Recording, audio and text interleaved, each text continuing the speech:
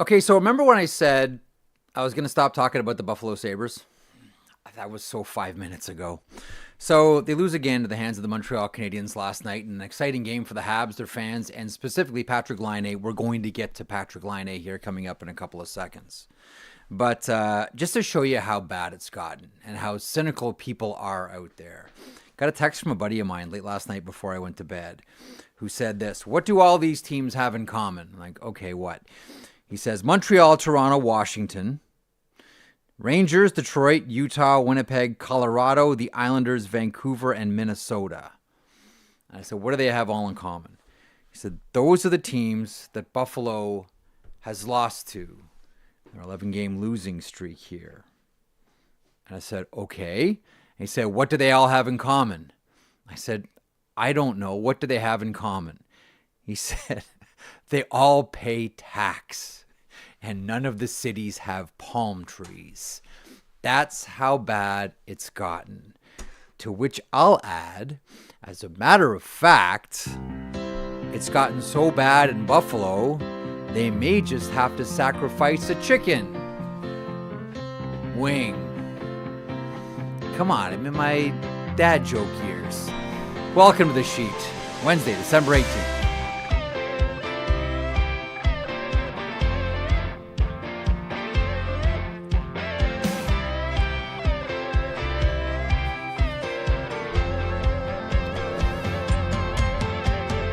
Sacrifice a chicken, chicken wing, anchor bar, buffalo. Although normally when I used to get a little looser before Buffalo Sabres games, I'd always go to Washington Square. Those who know Washington Square. Welcome to the program. Erin Ambrose is coming up. Team Canada defender, Montreal Victoire defender. We're going to talk a lot about the PWHL. Stephen Brunt will be aboard. He has a new podcast, as we talked about over the last couple of days here on the show, and all around the Nation Network for that matter, is called Up Close with Stephen Brunt. His first guest is the president of MLSE, Keith Pelly. You can listen. The video isn't up yet on YouTube, but the podcasts are Apple Podcasts and Spotify. Stephen's going to be aboard in the second half of the show. Lots to get to with him because not just this podcast, this 6-part podcast series, but also his career as well. Apologies, Zach, for the dad joke off the top, but you have to understand these are my dad joke. You know? No, that one was tough. That one was tough. That was a bad one. I was like, "Where's it going?" And he dropped that. I'm like, "Oh, come on." How's the chat on that one? See, my kids would love that. How's the chat doing? No, not good. How about this one then? A pirate walks into a bar and he's got a steering wheel around his belt buckle, and the bartender says, "Hey, pirate, you got a steering wheel around your belt buckle?" And he says, "Arr, and it's driving me nuts." No, that's not. Okay, so that's a good dad joke. Okay. See, my kids are 14 and 12. They love that joke. Okay, so that one landed. That's good. No, that's okay, good. So that that's one. good. Get those jokes out of the way early on the show here today. You gotta laugh. Like, we could just talk about the Sabres and the Rangers losing to Cobb to the Nashville Predators last night, or you can just have a good laugh. Or, you know what we can do, Zach? We can talk about Patrik Laine. And I mentioned last night, with every Laine goal, it just seems like pure joy, specifically in Montreal at the Bell Center. The one thing about Montreal Canadiens fans, when they love you and they've decided they love you, they really, really love you. Like, Brian Burke would always make the point that it's maybe one of the best and worst places to work and or play. And I remember when he said, when he was the head of the what we now call Department of Player Safety, Berkey would say it's especially bad in Montreal where you're dumb in 2 languages. And he's right, and he really is. Like, those fans wear their emotions on their sleeve. They're the most passionate fans in the entire NHL. But they've embraced Laine in a way that we haven't seen, since Saku Koivu. Again, another Finn. But like, when's the last time that we saw Montreal? I mean, sort of like they love they love Carey Price, and he gets the major ovations. Yeah. I can recall when PK Subban came back as a member of the Nashville Predators, how they treated PK Subban. But like, there's a very specific kind of love that they have. Like, they like their players, they're emotional about their players, but there's like a genuine love that they have for Patrik Laine. And I got a quick note from Vashi Nadamansky, who is a dear friend. Vashi Nadamansky, he just sent me this right before the show. who is the son of the great Vaslav Nadamansky, who is in the Hockey Hall of Fame where he rightfully belongs. Vashi is still in the process of doing a documentary on his father. His father was one of the first players I identified with when, as a kid, going to Toronto Toros games. So Vashi, who's now a hotshot Hollywood guy and big producer, and he's wicked at what he does. So he sends me this text. He says, and this comes from NHL Edge, important nerd stat research. Okay, this is on Laine. Laine's first goal of the season, 77 miles per hour. Tentative, tight. Laine's second goal of the season, 78 miles per hour. More comfy. Laine versus Buffalo. Hattie, second period shot, 89.85 miles per hour. Hardest of the season to date. Aggressive, bombs away. Welcome back. That was the official "you're back in the NHL" shot by Patrik Laine. What did you think? Like, I just love it, but I can't get past my "I love Patrik Laine" blinders that I have in front of my face. What did you make of that night? Not just Laine's performance. And by the way, he said he was kind of like pretty average, not a great game outside of the 3 goals. Yeah. But I mean, really, Bud, you just lit up the Buffalo Sabres. I don't care who you lit up. You got 3 goals. Like, you had a good game. But the fan reaction. Like, they're just in love with this guy, and it's a beautiful thing to watch every night.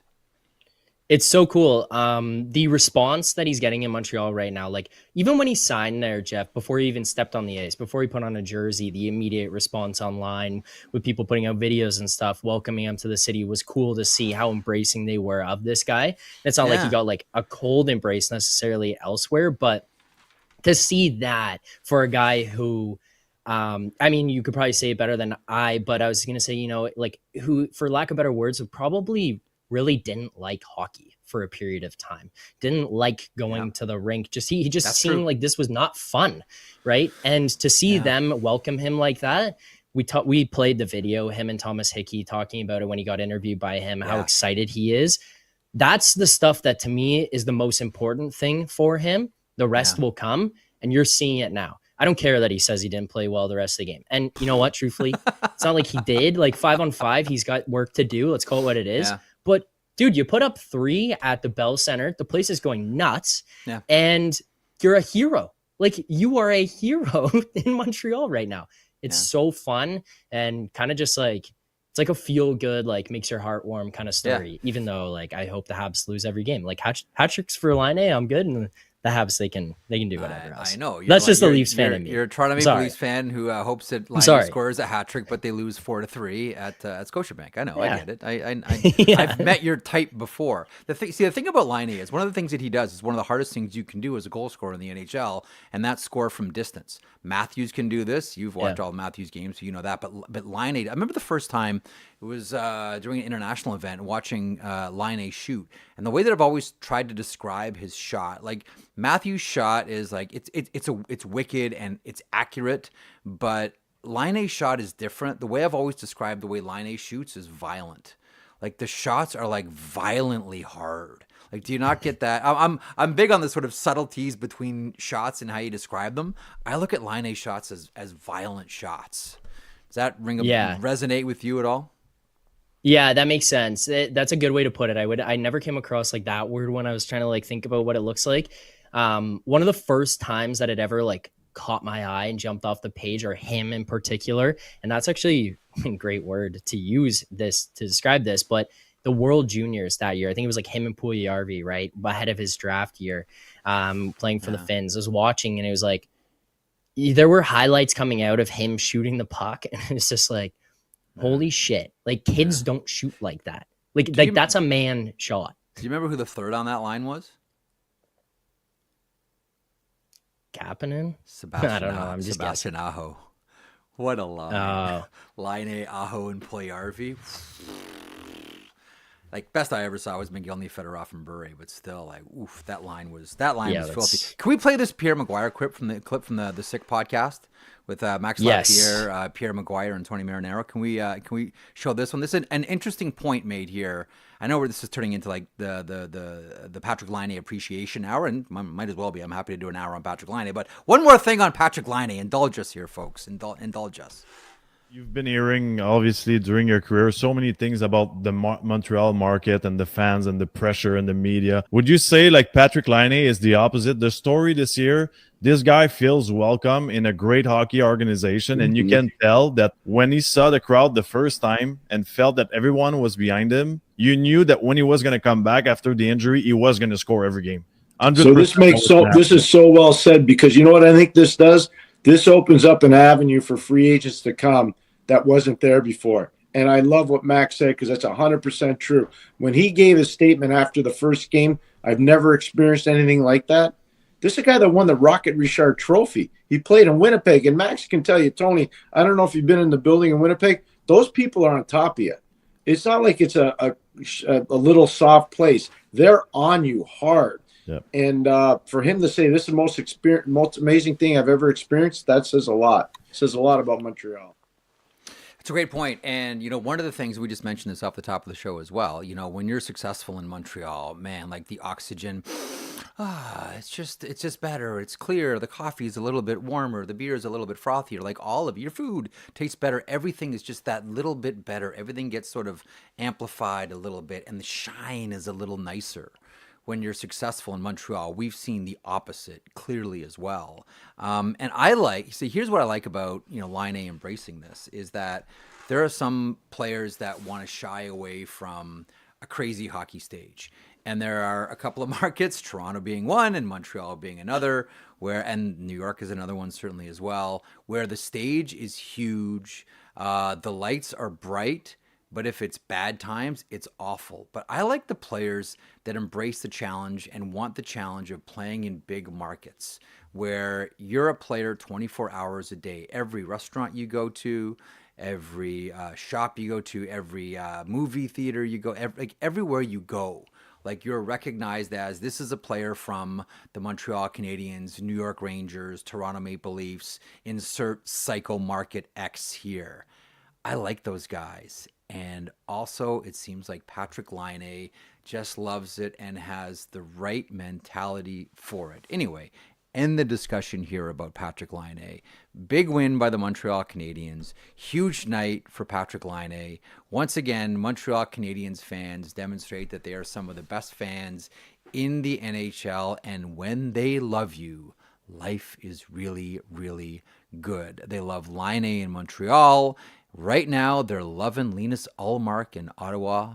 I wrote about him in the blog this week. Really happy for this guy. Has top 10 skill.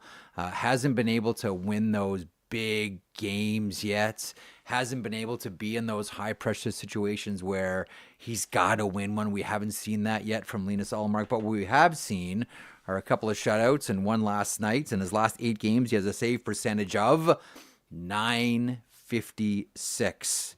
and a record of 7-0-1. And for our viewers/listeners in Ontario, are we feeling a Battle of Ontario opening round matchup? And I don't think this one will feature Joe Nieuwendyk throwing knuckleballs through the pads of Patrik Laine. This one would have a different temper and different timbre along with this one. Leafs fan Zach Phillips, gives me how do you nightmares, feel Jeff. about Brady Tkachuk? And maybe if they want to do some soft tampering with Alexis Lafreniere, considering Ottawa has a better record than the New York Rangers do, the tampering should go the other way, and they should be looking to pry younger players from the New York Rangers, not the other way. Hey, Michael Andlauer, if you're listening, start soft tampering with the New York Rangers, not the other way around. Hey, you've heard of soft tampering? Well, we'd never heard of it. Now we've heard of soft tampering. You ever heard of reverse soft tampering? Yeah, this could be. We're just gonna keep pounding this drum about Lafreniere to the Ottawa Senators as revenge for the soft tampering. Brady Tkachuk. Okay, so coming up a little bit later on, I'm going to talk to Stephen Brunt. Stephen's I can hopefully have time to get into this with Stephen. Stephen was a very influential person in my sports life. One of the most eye-opening books I ever read was Mean Business. I would have been 16 years old, maybe 17 years old, and Brunt's book about Sean O'Sullivan, the Canadian boxer, opened my eyes to how that industry worked. I'd always been a boxing fan, but never really had an understanding of the dirty underworld of it and all of the underpinnings and how matches got made and how fighters were treated and all of it. So that one really opened my eyes. Stephen is now hosting a 6-part podcast series, one-on-one interviews called Up Close. The first one is with Keith Pelly. And full transparency, Keith was one of the people, along with Scott Morrow, hired me at Sportsnet back in 2011. So I was very much looking forward to listening to this morning, and I heard it while walking the dog, and it is an outstanding podcast. I think you're really going to enjoy it, especially those of you that are interested in the media side of things, because Keith's been involved, whether it's at TSN, whether it's at Sportsnet. He's been involved, and he was involved in that mega deal, the 12-year deal that Rogers struck with the NHL, the gatekeeper deal, as they like to say, which TSN wanted as well, and Sportsnet ended up being victorious with. Much to TSN's chagrin, as they were all at the Grey Cup, very quietly. Moore and Nadir Mohammed and Keith Pelly put that deal together, and then everybody came scrambling back from Winnipeg to try to salvage something, I think. Or maybe there was like an all-staff meeting. Who knows what it was like at TSN at that point. Wasn't good times, but as this podcast shows, and in Stephen's interview with Keith Pelly, it kind of saved Rogers Sports Department, Sportsnet, in a lot of ways, because if it would have gone to TSN, that might have been the end of Sportsnet. And they get into that in this podcast. So Stephen's coming up here in a couple of moments. We are standing by for Erin Ambrose from the Montreal Victoire. Maybe she has a thought on Laine Mania, which is running wild in Montreal right now. We know we love, and they all do love in Montreal, Marie-Philippe Poulin. I'm curious about Erin's thoughts on Patrik Laine as well. As the PWHL resumes after an international break, we'll get her thoughts on the league's second season. I don't know what more I can add on the Rangers pile on, and that was a really tough one yesterday, losing 2-0 to the Nashville Predators.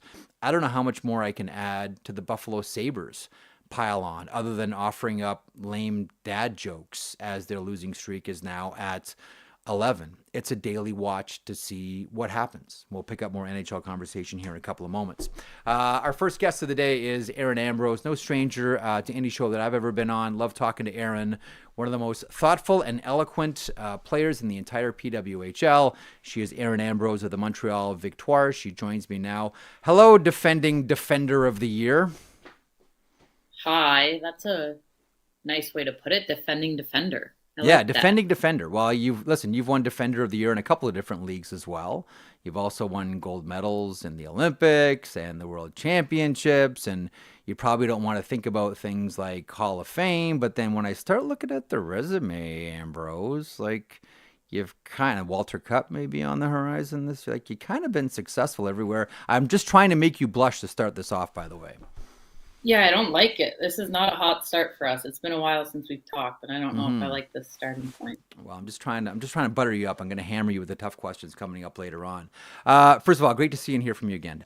Second of all, the Victoire and the second season of the PWHL in Montreal. I know that Laine Mania is running wild right now in Montreal, but give us, I do want to ask you about Laine, but give us a sense of how the second season, I know it's only been a few games, how the second season has been going for Montreal, and the impact it is having in Quebec, and the impact in Quebec too. Yeah, I think it's been off to a good start. You kind of touched on it a little bit earlier that we've had the last week off, week and a bit. So it's, in that sense, it's been a little bit of a lull, just because I think we got off and running. Our home opener was phenomenal. Like, our hockey ops team, I hate to admit it as a Toronto Maple Leafs fan, but like, you go to a Montreal Canadiens game, like, I think a lot of people will agree that things at the Bell Center are done differently. Yep. And to be honest, I think that's the exact same case with us, with the Victoire. Like, our opening ceremonies for the season were incredible. They always do such a good job. And then to play in a sellout building in front of all the fans in Laval, like, it was fantastic. Obviously, we didn't quite follow it up with a good showing against New York, but all in all, I think it's been pretty good. And then pretty cool to go back to the Canadian Tire Center, where in 2007, I won an OHF championship with York Simcoe Express. Speaking of York Simcoe Express, at this point, I want to bring on Zach Phillips, who has fond memories of an Erin Ambrose. We were talking about this yesterday, and I'm like, oh, you got to come on and tell Erin about this. Zach, say hello to Erin. You want to share your memories of Erin Ambrose? Yeah, I talked to Erin earlier today, but I got to tell her, I was like, when I was growing up, I played for the Express. I lived in Aurora. I got to watch Erin play for the Express, and she was the captain of the team. Who was on that team? There was Chris Tierney was on that team. Sean Walker was on that team. A couple of NHL players. I think Connor Crisp, I think, is who was on that team as well. Kate Martini was on that team. So there was plenty of people to watch every single time we go watch them. But yeah, I got to watch Erin growing up. She's on the team I was playing minor hockey for, a few years older. Okay, so a couple of things there really quickly. One, who was the captain? And two, Erin, welcome to the I watched you when I was growing up club. Do you listen? I think he actually said it 3 or 4 times when he was talking about it. You know what? It's kind of like, Sorry, no, it's like Peppermint Patty and the Teacher for me when Zach starts talking and saying wah wah wah wah wah wah wah. So you have to excuse me. What are your memories of that era of your, because you're captaining that team, York Simcoe Express, AAA team, the OMHA, really successful team, always has been, still continues, great program. What do you remember from them? And a young Chris Tierney, and a young Walker, and a young Crisp, et cetera, et cetera, et cetera. I remember Connor Crisp, I think he would have been playing A with like the Alliston, Cyclones, something like that. Okay. And he came up, so he wasn't there right away when I started playing. But Chris, Sean, and I joined at the same time because we were with the Georgina Blaze before that. And I can tell you, Shawnee Walker was not the Sean Walker that he is today. He was probably under 5 feet until he was in grade 9, maybe. Mm-hmm. Like the guy did not hit a growth spurt until I think he went to college at Bowling Green. Wow. But he was always the most fierce. Like he would, because we were allowed to hit back then too, and he was the most physical. I've always said I've never had chemistry on ice like I did with Chris Tierney.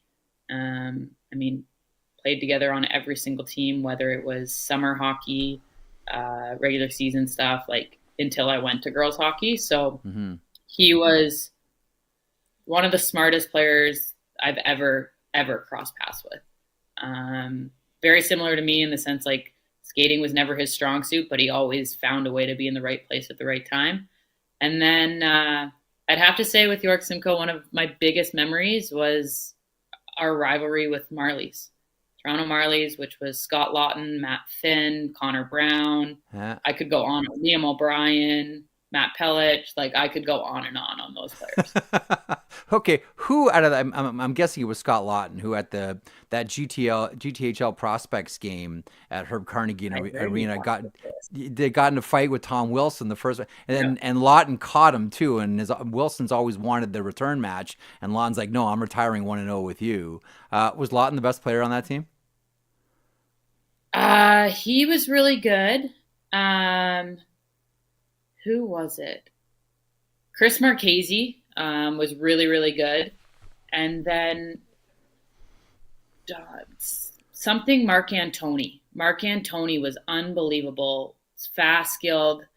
I don't know what his first name was, but he was, and Matt Finn on the back end. Like the defenseman, Gulf Storm. Yeah. And I think if you kind of look at their careers too, him and Matt Pellich, like Matt Pellich was always like, he was around, but it was Matt Finn who was the offensive guy. Yeah. They also had like, I could honestly go down that list because they had a guy who went to Cornell, and I would cross paths with him whenever he played ECACs. I'm trying to remember his, it's going to slip my mind now. But like that Marlies team was stacked. And it's funny you talk about Tom Wilson because I don't think I ever played against him in AAA. He would have been JRC then. He played JRC. Yeah.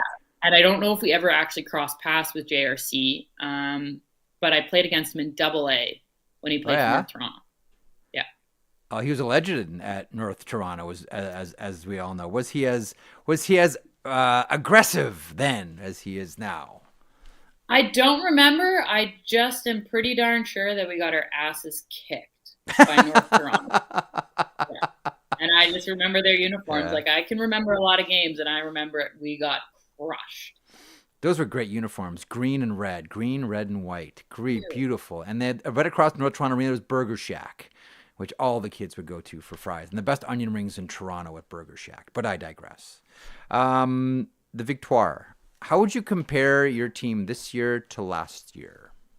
Oh, you're going back to last year. We don't talk about all the way back. I know. Listen. Whenever I talk to Sarah Nurse, it's the same thing. Oh, put in the park it, rear view mirror, bigger and better. First and foremost, like I think it's obvious our depth has improved immensely. Mm-hmm. I think the thing that's been really exciting to me personally is I've been able to really build a friendship with Kayla Barnes. Like I have competed against Barnes forever. Like I remember when she made the 2018 Olympic team.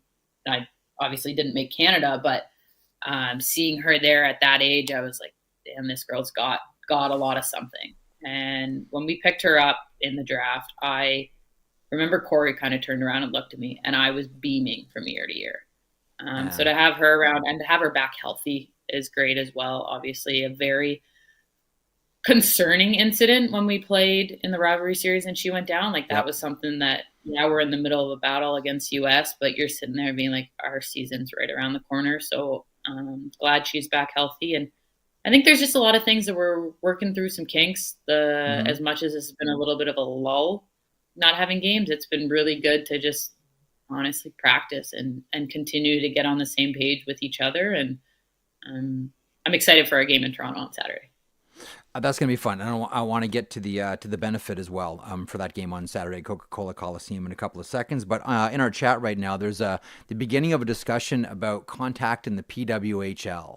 I know that you like it / love it. There are some games, and I think it was the opener, where Marie-Philippe Poulin got a minor for contact, which I looked at, and I try not to slam referees too much, but I'm like, that's a clean but rough, like really violent body check, but it's a clean hit. Do you, because it's almost like a European, like an international standard, the way that it's called will allow checking, but sometimes if the check is too hard, we're gonna call the penalty on it. How do you feel about the way that body checking is called in the PWHL right now? I think it's tough because we're 3 games in. I think we've got a better understanding this year of where things are and what is and what isn't allowed. But there definitely are times where you see a little bit of inconsistency. And I think the biggest thing about that penalty, and I remember us talking about that, was like Ottawa is an extremely, extremely physical team, and they finish majority of their checks, and as they can, as they should, if that's what they want to do. So like you said, just I think like a bigger, louder hit, that was kind of called, but I think it's just a matter of, can we find the consistency? Like I'm all for, I hate it, obviously, as a defenseman, when somebody's on the forecheck and I'm getting finished through the glass every time. Like that's the worst part about being a D. Yeah. But I also know that it's a part of our game now. Do you like it? Or do you love it? I'll go with like it. I don't think I love it. I'm fragile. I'm a little like, if I could beef up a little bit, like it'd make me a lot slower, but I think that would make me like hockey or the hitting a little bit more. I look at the league this year, and Ottawa is improved. New York is really improved, and again, it is still early, but Sarah Fillier has come in, and we've been talking about Sarah Fillier for a long time. I remember once getting a phone call from you saying you have to get to the Hockey Factory to see this kid, Sarah Fillier. She's gonna be a star. Fillier, Carpenter, and Elridge, the best line, with all due respect, the best line in the PWHL right now? Well, it's tough. I've only played 2 teams, so playing against them, I can say yes. One of which, the games against Ottawa, they didn't have Brianne Jenner, who's top 10 forward in the world. Like, yes, with all due respect. I will say they're the top line that I've played against. I'll put it that way. Okay. And I think the best thing, if I'm going to give them a compliment, which yes, I will, is they have so much variations of strength. That was not great English, but I think it's just Alex Carpenter, I think, has been underappreciated and under-recognized her entire career. Mm-hmm. She's fast. Her shot is lethal. Her vision is incredible. And I think she plays on both sides of the puck really, really well. You look at Sarah Fillier, and obviously she's got a knack for scoring goals. She's so skilled offensively. I think moving her to the wing, I think she was a great center, but moving her to the wing allows her to just kind of play a little bit more free. Mm-hmm. And then, to be honest, I think, and they kind of moved Eldridge off that line a little bit. I think it was their last game, but I think Eldridge is almost like their anchor because Jess sees the game so well. And she puts her line mates and her teammates in really good spots. And I say that obviously from playing against her, but also from playing with her. And I think that the three of them together is what makes them really dynamic. But obviously, they've been keeping Carpenter and Fillier together no matter what. And I think that that's something that really does help the two of them. And then kind of their third, I think, can be added. And the strength of them can be increased even more with how good Jessie is. Okay, so a couple of questions. Big Willie style, what's the best away arena to play in? And James Webler, what about half shields in the PWHL? So I'll go with the first one. The best, I'm wondering what we're going to consider best, but I would say playing in Ottawa is pretty incredible. Their fans are loud. The rink is not my favorite rink in the sense of actually playing on it. It's a very square ice surface. I don't know if you've ever been to a 67s game. Yep. But that fan base is so loud, and the way their rink is with them being right on top of you, it's an amazing atmosphere. It's difficult as an opposition kind of going in there, but I would say that one's the best one to go to just because it's so incredible. And I would say Toronto, but we only played in Mattamy once last year, and then we were at Scotiabank and we were in Pittsburgh, so we didn't really have a ton of home games in Toronto. You're looking forward to Saturday, though. You mentioned Coca-Cola Coliseum. That's going to be a special one, and a special one for Erica Howe. Scepter's netminder in the summer was diagnosed with breast cancer, and this is Cancer Awareness Night for the Toronto Scepters. I know this is a big one for you. It is. Been fortunate, honored, blessed to know Howie for a very long time. Played U18s with her in 2010. Kind of was around her throughout Hockey Canada and her career there. Played 2 years with her at Clarkson University. And I think the best thing about Howie is the caring and loving and giving human that she is. Mm-hmm. And she's in a hell of a fight right now. And I think that it really hits home in the sense of the athlete, the person that she is, and to be diagnosed with breast cancer, I could barely accept it myself for her. So just really trying to make sure that, we bring awareness to not only her, and I know that she hates that kind of focal point on her, but trying to help out her and her wife and their family and the struggles that financially they're going to be put through right now, and obviously the support that they do need. But I know Howie really wants to make sure that we're raising a lot of money for breast cancer awareness in general for everybody else that's also dealing with these things. Outstanding person, and should come to no surprise that she is a firefighter, again, trying to help people as much as she can. Hard pivot back to chat questions. James Webler's question about half shields. Don't duck it. Half shields in the PWHL. Sorry. Don't duck it, Ambrose. No chance. This is where, sorry, James. Women are often seen as a little more smart than men. A little. A little bit, often, most of the time. Yeah. So let's just sit here and think about it for a second. We play a game that's a contact sport. Yep. You have sticks in your hand. There's a puck that moves say close to 100 kilometers an hour on the ice sometimes. Yeah. Why would I want to ruin this face? Ask Zach Hyman. Ask Zach Hyman.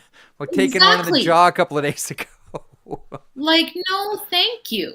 Yeah. I have a cage on. Like, everybody, I understand that people want to see our faces, but do you want to see my face once I leave the rink if I've been hit in the face with a puck? Like, no. Okay, you can see my face on my helmet. Let me follow up with this. If there was the option, how many women do you think would go to the half shield? It's hard for me to really speak for everybody, but I was going to say, like, have you had conversations? Someone said, like, oh yeah, I'd throw on the windshield tomorrow. No, like I would say 3 or 4 maybe on a team, maybe. Like, I don't even know if I would wear a visor at like a charity game or anything, like just for fun, like where it's not super competitive. Like, this is a moneymaker. We've talked about the face for radio. Like, I'm on a podcast right now. This is a moneymaker. I love it. Okay, let me ask you about Laine Mania. I mean, you're in Montreal.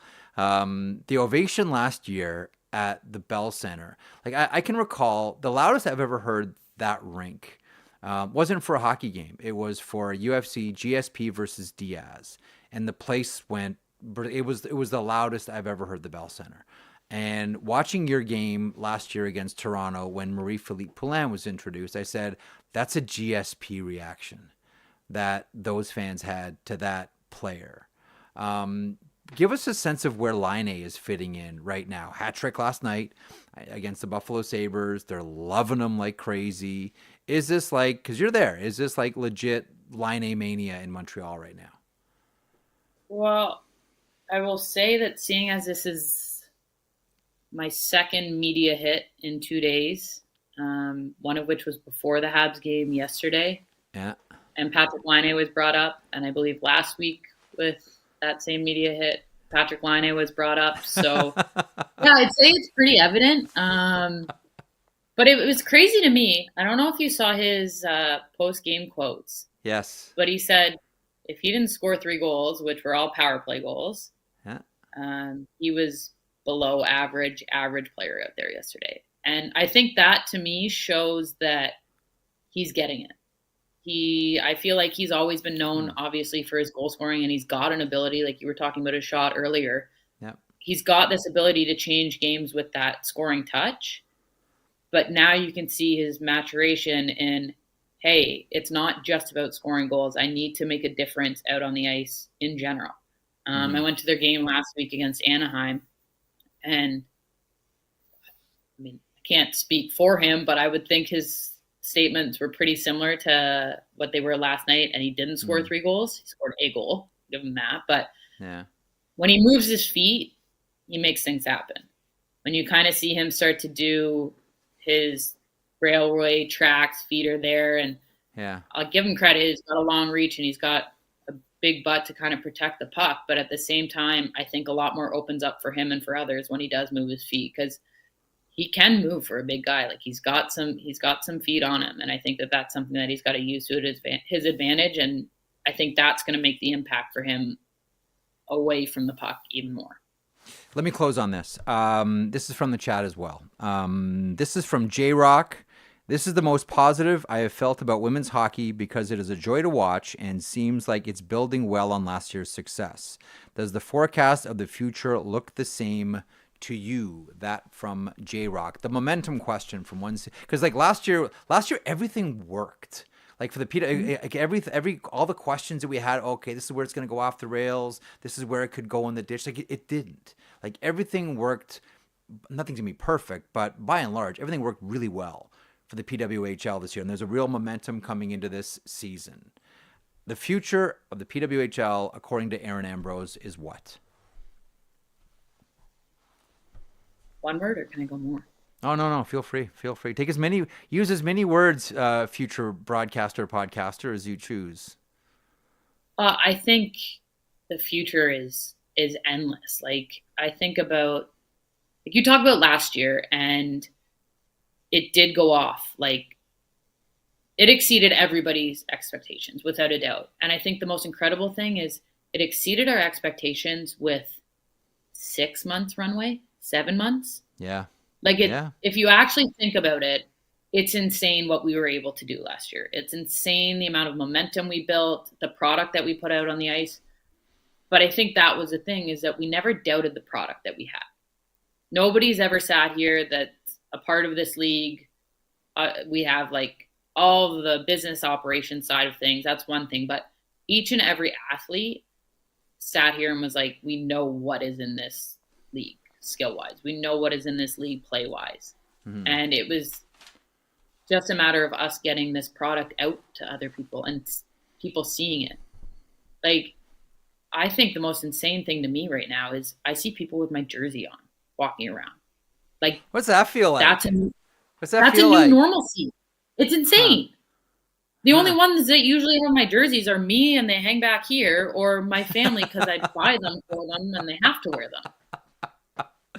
Like, this is what we're becoming, and this is what, like, it's unbelievable. It's so cool. And I think there's a lot of things that kind of have to align in order for expansion to occur. But I think that the fact we're talking about it, like, it's so bright, and beyond all else, the product on the ice has gotten better this year. And that is the best part, because our play continues to elevate. And it's like, yeah, maybe you're not in the market where a team is, or maybe you don't get to see us quite as often as people that live in these markets do. But you turn on TV, whatever channel we're on, if it's TSN, Prime, CBC, or you're in the States and you're on YouTube, like, it's like you sit there and this game is phenomenal. Yep, keeps getting better. And obviously I'm biased, but like, I'm also sitting there being like, I have to play my best hockey day in and day out, or else I'm not going to add anything to my group. It's great. One of the things that I always talk to people about is, now that there's almost like exponential growth in the women's game, like, you watch, and this is no offense to Marie-Philippe Poulin, but there's going to be another Marie-Philippe Poulin. And then there's going to be another. Yes, there is. Just like there was another Gretzky and another Lemieux, and one day there'll be another Connor McDavid. There wasn't another Gretzky or another Lemieux. Oh, listen, when you talk about, I'm talking about sitting on the shoulders of those that came before, Ambrose. Sitting on the shoulders of those that came before is what I'm talking about. I get that point, but you're going to tell me that somebody else is going to come in and score a goal in every gold medal game that they play in the Olympics. Okay, well, that's okay. The one area where Marie-Philippe Poulin has every player, male, female, animal, vegetable, it doesn't matter, where she has all of them licked, is clutch. Clutch goals that win. Okay, that is the one place I can see. I don't know that in the women's or men's side, if there's going to ever be anyone that does that. But I'm saying as far as skill set goes, because now it's just building blocks. Okay, love your mug. Love you. Thanks for stopping by as always. Good luck against the Scepters on Saturday. Thank you, sir. Hopefully be back on here again soon. You will be very soon. She is Erin Ambrose, a defender for the Montreal Victoire, in action again Saturday at the Coca-Cola Coliseum against Toronto. Stephen Brunt's going to be joining us here in a couple of moments as we get him queued up. He's hosting a new series, a 6-part podcast series. And the thing about, like, I've read Stephen Brunt in the Globe and Mail for like 20 years. I mentioned off the top of the show, his book on Sean O'Sullivan, Mean Business, was one of the most important books for young sports fan Jeffy. Like, I read that, but I couldn't put it down. It was one of those books that opened you into a world that you thought you knew, but really it turns out you had zero understanding about. And it allowed you to appreciate and love something. And this is what great books do. And great literature does, and great sports writing does. And Stephen Brunt is one of the best sports writers this country's ever produced. It teaches you how to love something you've already loved in a way that you never thought possible. And that was Mean Business for me. Got to work with Stephen at Sportsnet. I think I was on Primetime Sports with him maybe once or twice, the Bob McCowan program. But he's been someone that I've always admired. And I'll tell you what, I was only too glad to listen to the first of 6 podcast that Stephen Brunt has put together here, the one with Keith Pelly this morning when I was walking the dog, as I mentioned. Listening to Keith, who always says that he wouldn't make a good broadcaster, but then I listen to that voice and I'm like, I would love to have as distinctive a voice as Keith Pelly, for crying out loud. Zach, do we have Stephen queued up and ready to go? Yeah, we do. Stephen's ready to go. Awesome. Here he is. Stephen Brunt, who is fronting a new podcast called Up Close. Here is Stephen Brunt on the sheet. Stephen, thanks so much for stopping by. It's full media tour for you. And first of all, congratulations on the new podcast. Really enjoyed the first part. Listened this morning with Keith Pelly. I mean, a lot of it is sort of immediate, and the part about if they didn't land the gatekeeper deal for Sportsnet, that might have been the end. And I thought to myself, I would have been out of a job even before I was out of a job. But nonetheless, when you Me too. all of us at the old shop, if we could just sort of focus on that one moment specifically. I want to detour to some other things that you've done and how influential you've been on me. But first, I can recall where I was specifically when we heard the news, that tweet from Bob McKenzie at TSN, which was essentially TSN publicly throwing in the towel, saying that Rogers got the entire deal. I was on the second floor doing a regional game, was me and John Shannon, and both of our jaws hit the ground. It was one of those, where were you? Like when you're in our industry, it's one of those, where were you when? Do you recall where you were when you first heard the news? Yeah, maybe I'm getting that. Maybe my time zones are wrong, Jeff. But I thought it was one of those ones where the clock radio went off. The alarm went off and the radio came on, and I heard it there, and I went, "Whoa, yeah." So maybe I'm off, but that's my memory. And I knew. Look, we all knew the negotiations were going on, and they kept it pretty close to the vest, though, right? Like none like people were telling us what they were up to. But yeah, I remember, and again, I'd come over to Sportsnet just before that. Full time from the Globe. I was kind of at a foot in both camps for a while, but I'd come over just before that, and I knew, Scott Moore, Keith Pelly, they had kind of grand plans for Sportsnet at that point. But yeah, that was. I'll tell you, my most vivid memory of that time though was the night. I don't know if it was the night, exactly the night of the day when they got the deal done. It must have been, maybe it was the next day, but a bunch of those guys, so Keith and Scott Moore and a bunch of other people who used to be our masters over at Sportsnet, gathered at a bar over on Church Street, not far from the Rogers campus, where to celebrate. Yeah. And it was a scene. And I also, look, I've got really good friends at TSN. I worked, sure. I did a lot of work for TSN, and those guys, I know, friends of mine were out in the Grey Cup was in, I think, in Winnipeg. Regina.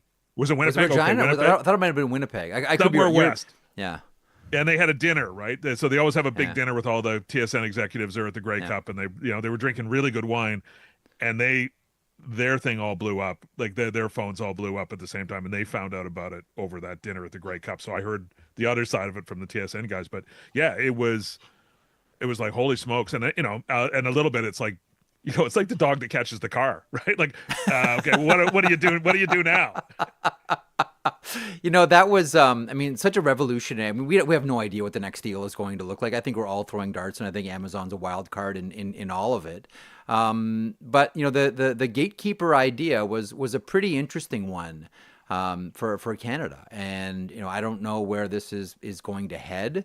But when you look at that format of a deal, I don't know that we're ever going to see that again. There are just too many people that want to be involved. I think the NHL looks at what they have stateside and perhaps looks at this and says it may make more sense to sort of piece things off differently than we did before. Like, do you think that might have been like the only deal of its kind in sports history in Canada?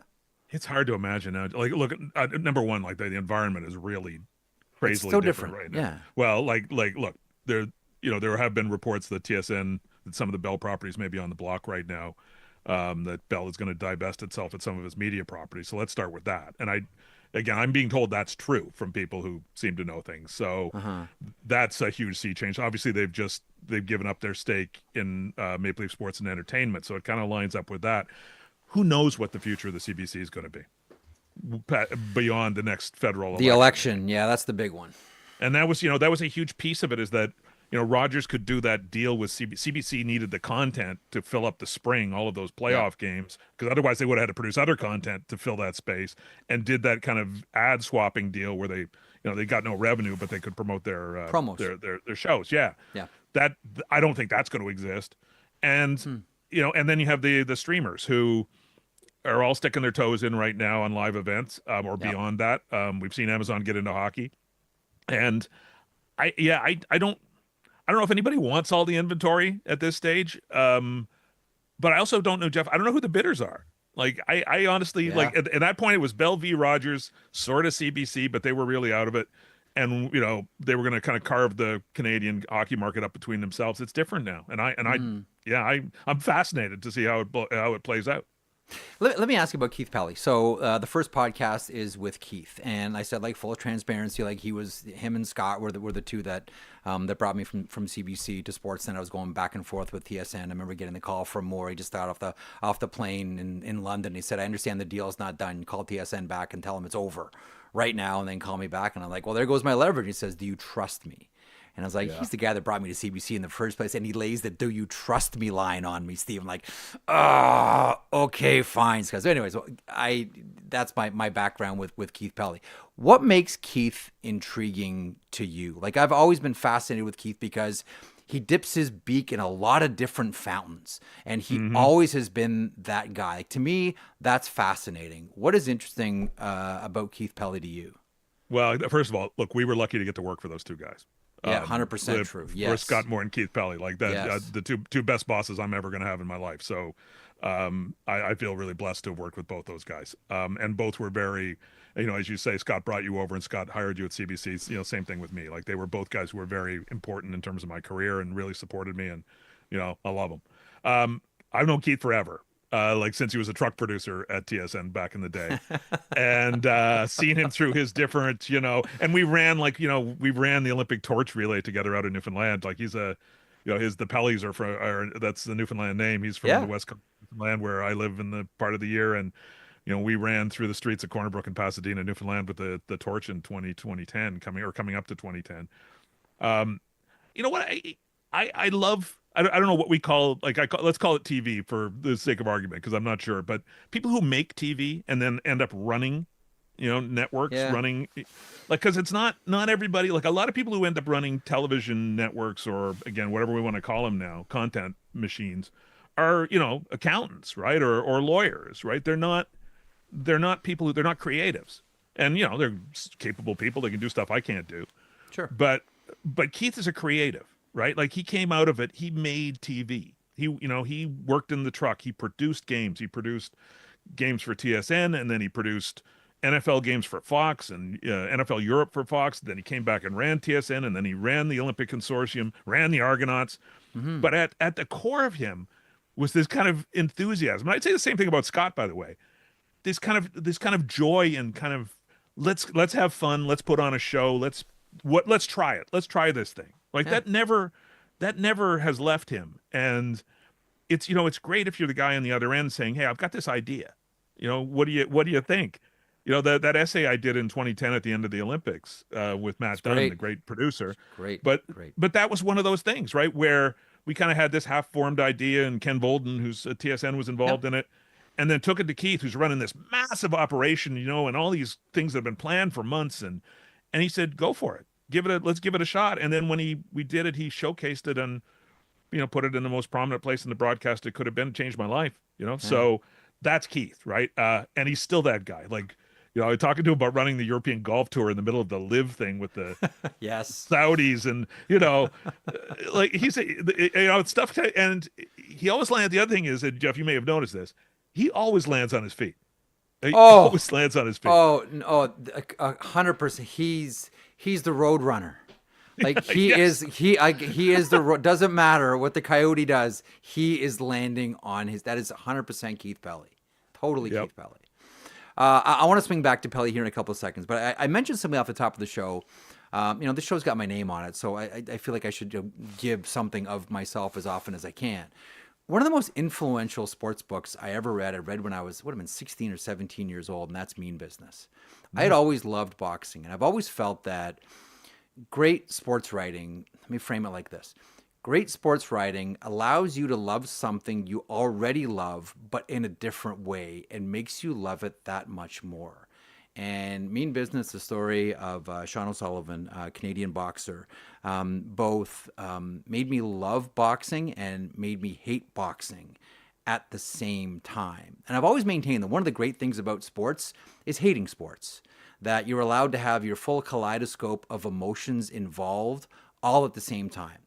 I know a lot of leagues don't like to want to pretend that, hate watching isn't a thing or hating your sport isn't your thing. But I think it allows you to be a fan that much more longer because you're fully emotionally invested in it and all of your feelings are valuable. Reading that book changed the way I looked at all of sports and specifically boxing. And from there, I think I picked up AJ Liebling and then read Joyce Carol Oates later on boxing, all of it, right? But at the beginning of all of that, like the first domino for me was Mean Business. Was there a Mean Business for you? Was there one book or one documentary or something, Stephen, that you read or saw or a conversation you had where you just said, I thought I knew this, but I don't? Boy, that's number one. Thanks for mentioning the book. Like I love that book. First book I ever wrote. Didn't know what I was doing. And I'll just tell you. I'll tell you a little story. Then, I'm going to try and think about the other thing. But, that book. So I'd never written a book, and I was at the Globe. Then I was the sports columnist at the Globe, and I love boxing. Although if you're sentient, you've got to be ambivalent about boxing. You can't. There's terrible things. It's economically exploitive. It's incredibly dangerous. The tragedies, and Sean O'Sullivan is one of those tragedies. They're there, right? That's not, no one's making that stuff up. So you're always kind of straddling a line if you like the fights, because you see the other side of it. But he was on a roll. He went into the '84 Olympics in LA as a gold medal favorite. Yep. He was kind of a golden boy. People who hated, who wouldn't go watch boxing would go watch him because he was the clean cut kid from Cabbagetown and all that stuff, or boxed out of Cabbagetown. He's from Leaside. And, and then they had a big showcase fight for him in Toronto against a guy named Simon Brown, who went on to win a world title. It was on NBC, and this was the big showcase for O'Sullivan. Like, Simon Brown was an afterthought. And I've got this book, and I've got an agent, and they invite all these publishing people, and they buy them tickets to sit in like ringside. And as people know the history. Like, Sean O'Sullivan got shelled, right? He was way over his head and took a beating, and that fight was stopped in the third round, I think. It wasn't close, and it was like you could see the things with dollar bills with wings on them flying away, right? Like, this is over. It's over. But one publisher who was there, who was running Penguin at that time, a guy named Morty Mint, never forget it. He, because I kind of thought, geez, this story, like, no one's going to want this book, but the story is completely different now. And, they built this guy up, and then they got him beat, and, the Ray Leonard part of it was behind the scenes, and a Mike Trainer and all these people, like, well, there's something else here now, but I'm not sure anybody's going to want that book. And he said, yeah, let's do that book. So it turned into a completely different book. And I always, I owe him a lot. And again, there's parts of it, if I was writing it now, I'd probably do it a little bit differently. But it did take me down a completely different rabbit hole than I thought I was going down. I learned a ton. Yeah. But, in terms of books, sports books, and you mentioned, it's funny you mentioned Liebling, because people probably, there's very few people listening to this right now who probably know who AJ Liebling was. He did marvelous writer. Yeah, great writer. Writer. He wrote about food, and he wrote about Paris, and he wrote about boxing famously in the Sweet Science and some other essays for the New Yorker magazine. There's actually a book of his called The Telephone Booth Indian, which is a series of essays that are not about sports, mostly. And that's one I've probably read that book 20 times. Not that I wanted to be or could be AJ Liebling, and some of his stuff now is dated in a way. You read it and you say, boy, that's not the language people would use in the 21st century. But as a reporter, as an observer, as somebody who's willing to listen to people and kind of capture stuff. Yeah, he absolutely one of my writing heroes and reportorial heroes. But, look, my number one hero is a guy, the guy who I idolized in the business and tried to model myself after, not necessarily as a writer, but in terms of how he comported himself, was Milt Donnell. who was the great columnist of the Toronto Star. Yeah. And I got to work with him at the end of his career. You know, he wrote way into his 80s, and I was a kid. And we would sit next to each other, but like at the fights. I remember we were at the Leonard Hagler fight, you know, and best. And the best. And I thought fight. I thought Leonard won. He thought Hagler won. He may have been right, but I would sit with Milt, you know, and he had this incredible kind of he was there for Bobby, the shot heard around the world, Bobby Thompson. Like he was at all these amazing events, you know, and I'd say something would happen, like the night Tyson fought Spinks and like all hell broke loose. I remember I'd say to Milt, Milt, you ever see anything like this before? And he's a very quiet guy, you know. And he'd say, well, yes. And then then he'd spin off something that happened like 50 years before. But you know, Jeff, he worked on. We were all deadline warriors in those days, right? You had the printing press dictated when you had to have your story in, and he would be an 85-year-old guy sitting next to me, and climbing. I remember the night after that Tyson Spinks fight, which was crazy and confusing and all kinds of stuff, and him watching this old man climb over a table to get to the press room, to get to the phone so he could file his story on deadline, man. Like awesome. the ultimate pro, and his last column, guy written for 60 years. And I'll tell you, a lot of lesser people have written the My Life in Sports column at the end and said, me. He wrote a column about Larry Walker, who was kind of the story of the day that day, filed it and said, I'm done. He's my hero.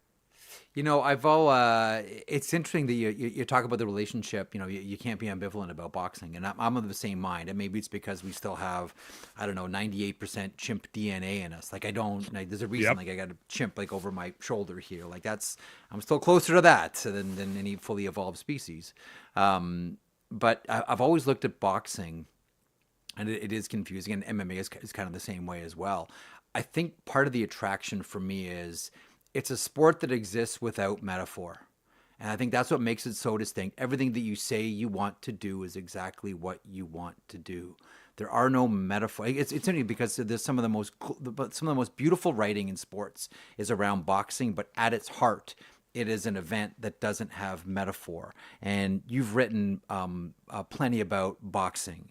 Facing Ali is one of my favorites. I'm going to get back to your podcast here in a second, but I just want to bring up one thing. I love the chapter on Ernie Shavers, who to me is boxing is full of tragic heroes, and here's a guy that could punch harder than anybody. Like Ernie landed one, you're counting the lights. You are counting the lights if Ernie catches you.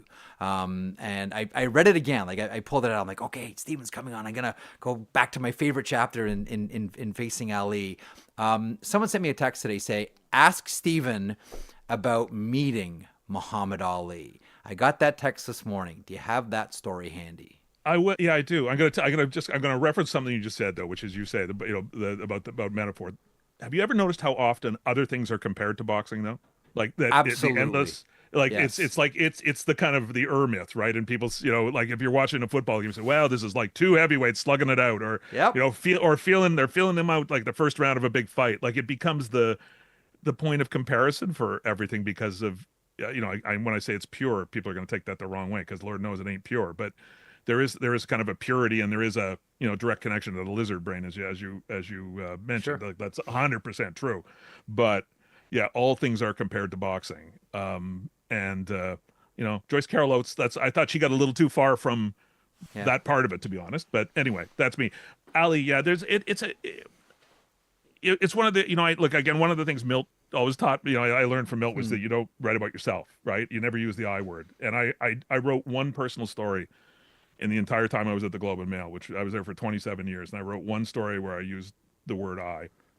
And it was about, I was going down to Chicago to a wedding, actually a wedding where a buddy of mine who's in the boxing business, Lennox Lewis, was one of the groomsmen, and so was I. And we were heading back, and I knew a guy named Davis Miller who wrote a book called The Tao of Muhammad Ali, which is a cool book, and he had kind of become, he close with Ali and his family, and had been in Louisville a lot and had a relationship. And he told me that Ali's got this. He lives in Berrien Springs, Michigan, which is kind of just. The kind of on the Michigan side of the border with Illinois, coming back, or Indiana, and he's got a big farm there. And he said, "Look, he said it's crazy. People show up from all over the world, and they go to his gate, and he lets them in, and he sees them because he likes to see people. He likes being Ali, even though, and this is he wasn't in good shape even then, but he likes being Ali. He likes having people around him. And so we were driving back. My kids were, my two sons, my daughter wasn't born yet. My two sons were, one was, my oldest son was probably 5 years old. My youngest kid was 2, or the second kid was 2. And my wife, and we were driving. And I said to my wife, why don't we, we're driving home. I'm like, why don't we take a shot? So who knows, right? So we pull off. So I saw the sign for Berrien Springs, Michigan, right? So we drive into Berrien Springs. We go to a gas station. I said, hey, you don't know where Muhammad Ali lives, do you? He said, oh yeah, right down there, down the road. So you said you can't miss it. It's a big gate. So we drive down the road, and there's this big gate, and it's locked, and there's a little buzzer, with a little one of those kind of punched out name things, and it says M. Ali. So I push the buzzer, and a woman's voice answers on the other end, and she said, yeah, who is it? And I said, hi, I'm from Canada, and I'm a fan, and I've been a fan all my life, which is true, and I just wanted to say hello. And the gate swings open, like the automatic gate swings open. So we drive in, and this big long kind of driveway, and get up to the house, and there's another car full of people leaving who are from Germany, which tells you kind of how things are. And I walked up. So the older, my two kids came with me at first, and it's still kind of a toddlery kid though. And Ali's wife Lonnie was there, and she was making lunch for him in the kitchen and with her mother. And she said, "Oh yeah, he's in the TV room. Go say hi." And Ali was sitting in a big kind of leather chair watching TV, and I sat down next to him, and and it was again, he wasn't.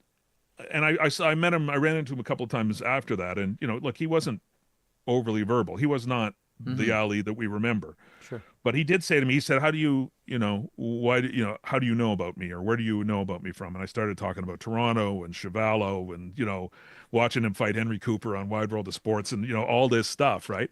And meanwhile, my kid's playing with his remote control, and screwing up his TV, which was great as well. So, and then we, I didn't want to stay too long. It kind of felt like, geez, I'm in somebody's, TV room, and it's Muhammad Ali, and holy smokes.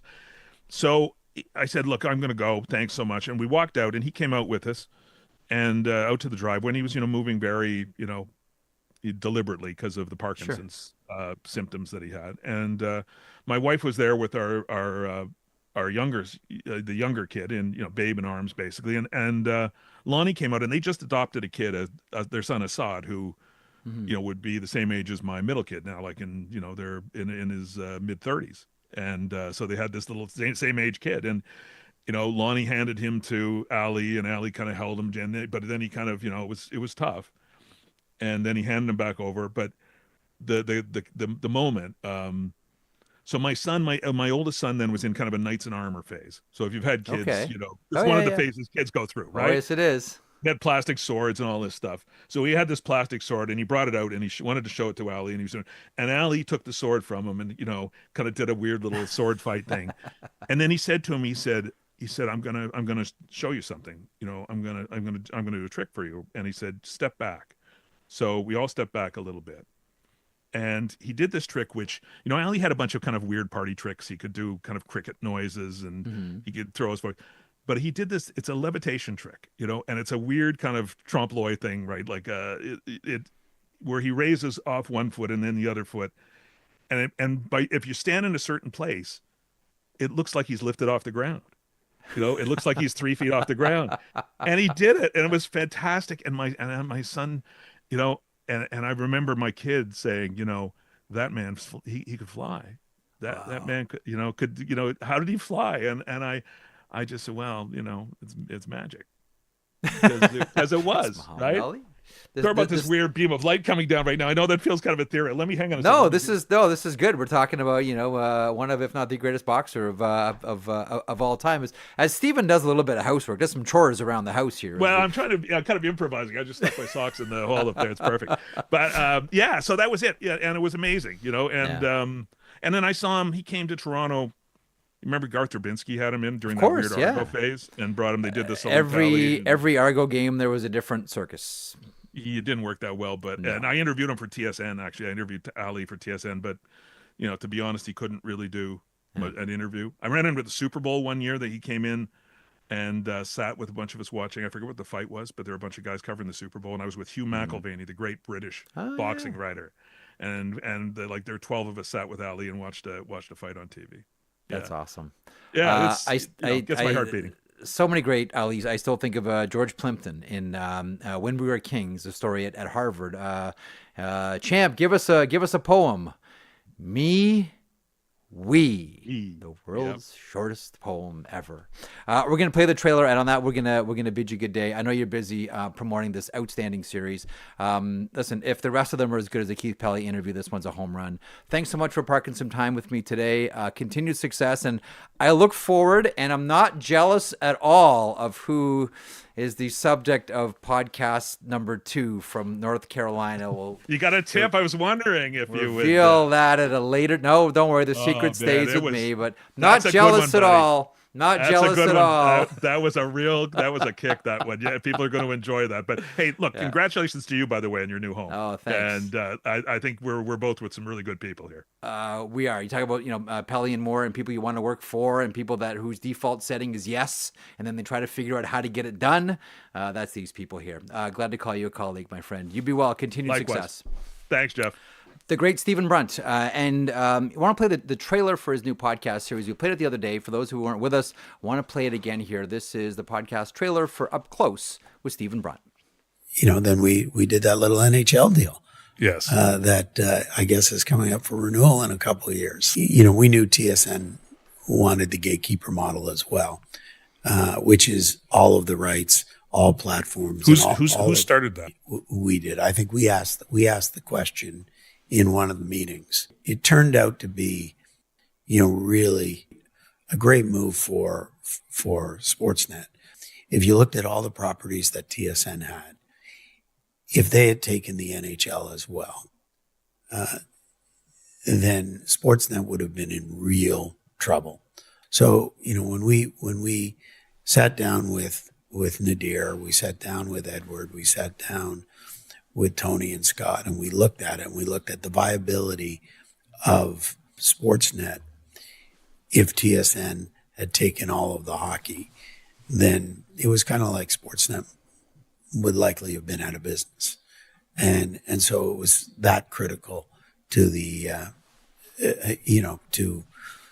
to be in a competitive environment based on the long-term deals in all other sports that TSN had. So that was the motivation behind it, and it's proved to be very successful for Sportsnet in a changing time. Yeah. So, but it was an existential moment for Sportsnet potentially, right? Oh, it was. That is Keith Pelly, the president of MLSE, in conversation with Stephen Brunt as part of his 6-part podcast series, Up Close with Stephen Brunt. That's available right now, by the way, on Apple Podcasts, on Spotify. Not sure when the video is coming out on YouTube, but you're going to want to consume both the podcast and the video as well. I know, yes, Jeff. Zach, what's up?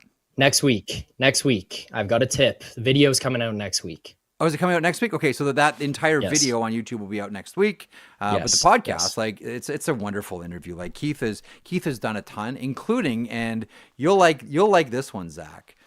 Once upon a time, when a young Keith Pelly who thought he was going to be a broadcaster in the industry and not a executive who's touched both of the two major sports broadcasters, to say nothing of football and now hockey, and then there was that whole European golf thing too.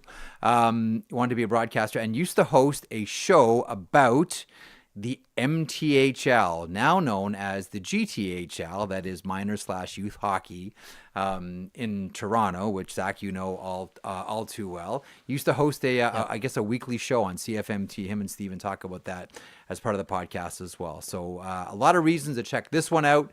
It's called Up Close with Stephen Brunt. Keith Pelly is guest number 1.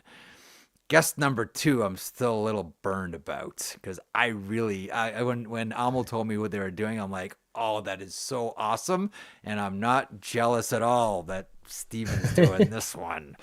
You'll see what I mean when it comes out, when episode 2 drops. In the meantime, enjoy episode 1 with Keith Pelly. I want to thank Stephen for making time today. I want to thank Erin Ambrose from the Montreal Victoire for stopping by from the PWHL. She will be in action Saturday. Her Victoire facing off against the Toronto scepters on behalf of Zach, and thanks to everybody in the chat. And if you can, leave a like, a thumbs up, much appreciated. I'm told that's good for us if you do that, so please do so. Enjoy the game tonight. The sheet returns tomorrow, 3 o'clock Eastern, noon Pacific. Thanks for joining me today. Talk to you in 23-ish hours. How about that?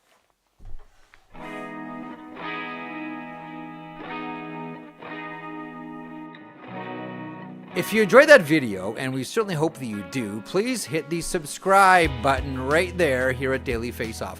I will put this lineup up against any hockey lineup anywhere. It all gets underway at 9 o'clock Eastern with Morning Cup of Hockey. That is Johnny Lazarus. That is Colby Cohen. Then at noon, it's DFO Live. And then 3 o'clock Eastern, The Sheet. Get caught up on everything in hockey.